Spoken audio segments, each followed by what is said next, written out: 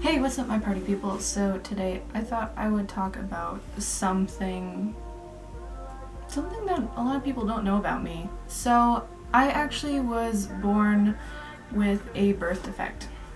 And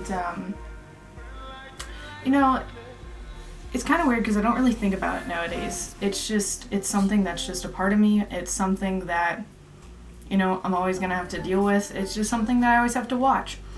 But, so I'm going to just talk about kind of the little things, like how I found out what it is, kind of some of the symptoms, what the procedure was. It's not really going to get too graphic, luckily, so if you get a little squeamish about things, don't worry about it. It's cool. So, and then kind of just like post-op, like what happened, like how I am today. So, yeah, without further ado, let's get into it. So, I found out that I had it 2002, 2003. So I was about 7 or 8 years old when I found this out. It wasn't a big shocker to my mom because she knew something was wrong with me. When I was about 5 years old, I played soccer for the city. And I couldn't keep up with the little kids, and then she would notice that kind of like my legs were turning purple and blue, and then I'd be just sitting out on the sideline a lot. So, kind of flash forward a little bit to when I'm about 7 or 8 years old. My mom kind of notices that it's getting just worse and worse and worse. So she takes me to my pediatrician. Now my pediatrician just says, nothing's wrong with her, she's fine, she's cool, like don't worry about it, she's just overweight. I was a pretty skinny kid. I mean, you really can't tell it now, but still, I was a pretty thin kid. So my mom was like, I don't think that's necessarily it. So she took me to my family physician that we have now, and just for, disclosure's sake, I'm just not going to really name off names, Doctor kind of just straight up said, hey, so he checked all my reflexes, he checked my heartbeat, and he kind of noticed that there's a bit of a heart murmur, and that's kind of like my heart would just skip a beat. So he kind of let my mom listen in with the stethoscope, and she kind of noticed that my heart wouldn't beat on the correct beat. It would kind of just beat and then fast and then slow and then fast. It was just kind of a weird pattern, and it was very abnormal for a person's heart to be like that. So he suggested, hey, why don't you go down to Children's Hospital, kind of go get her checked out, make sure everything's okay, kind of get a CAT scan, just make sure I'm right before you do anything else. So we go down there. We had the best doctor in the entire world down there, and basically he just straight up said, yeah, so you have a thing that's called a coarctation of the aorta. And he just kind of guessed at the time. He's like, I want to double check and make sure, get you an MRI, CAT scan, everything, make sure double triple check everything that I'm saying is correct. And he basically just took a diagram out so that he could explain to me better, because my mom's a nurse, so my mom knew exactly what he was talking about. So basically what was wrong with me is when I was born, there's an artery that flows into the heart, into the aorta, and then there's an artery that flows out into the legs. And then there's other arteries that go up and come back down.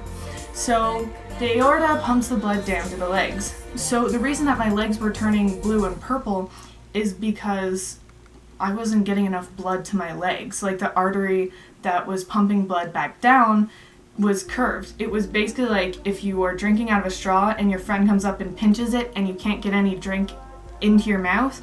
That's basically what my blood flow is like. The blood flow is very thin, very narrow, going down to my legs, and that's why I just couldn't keep up with the other kids. Why I was kind of chunky, but not completely obese.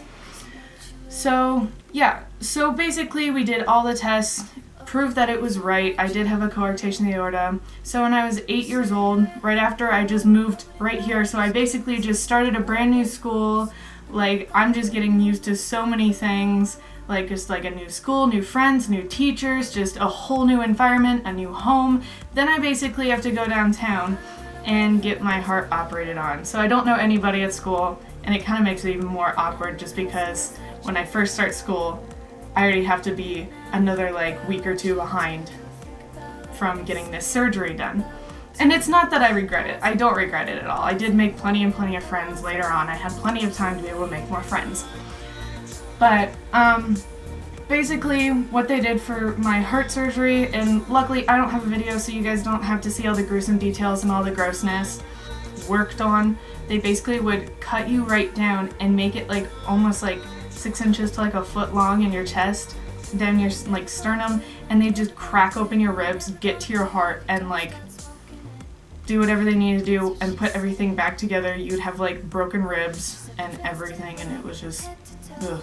But instead, they ended up starting like this new technique, and it was kind of a newer process. It's not that I was like, ooh, I'm the very first person that they tested it on, but it was kind of a newer technique where they would go in on the side instead. So they went in on my left side, and I have a scar that's about, well, it kind of curves, but it's about 7 or 8 inches long approximately. And they kind of just cut into me, and they went like around and into my heart, and they basically just operated it. So it's kind of like up in the air. I don't necessarily know this. Like, I've been told both things, that either like my heart just basically was just sewn back together, like the two pieces that like the piece was cut out and I was just put back together, or that there's like a synthetic piece there. I'm not sure. Basically, after the operation was done, I didn't have any pain. There was nothing wrong. I just basically was my normal self again. I was gonna say the worst part of it all, honestly, is getting the breathing tubes taken out, because like if you notice, there's kind of like a little, if you ever see it, like if I'm wearing a bathing suit or something, you'll see like a little dimple underneath of my scar. And it's not just a dimple, it's like it's where the breathing tubes were, and that was actually the most painful part. It was they straight up like just took the breathing tube and just pulled it right out of my back. They didn't really like numb it, they didn't do anything, they just went yunk, it's done, it's gone. It was like, okay, that was really painful, ouch, cool. I didn't even want the second one taken out, but they did it anyway. So basically afterwards, I kind of had to take kind of like, I don't think it was like an antibacterial medication or anything, but I did have to take medication for like a few years afterwards before I went to the dentist, about half an hour beforehand. And yeah, and that just had to do with my heart. I couldn't really go on any roller coasters, but funny enough, like if you guys have been to Kings Island, I could ride the Vortex, which is like ricketiest rides I've ever been on, and that's probably not a word, but whatever.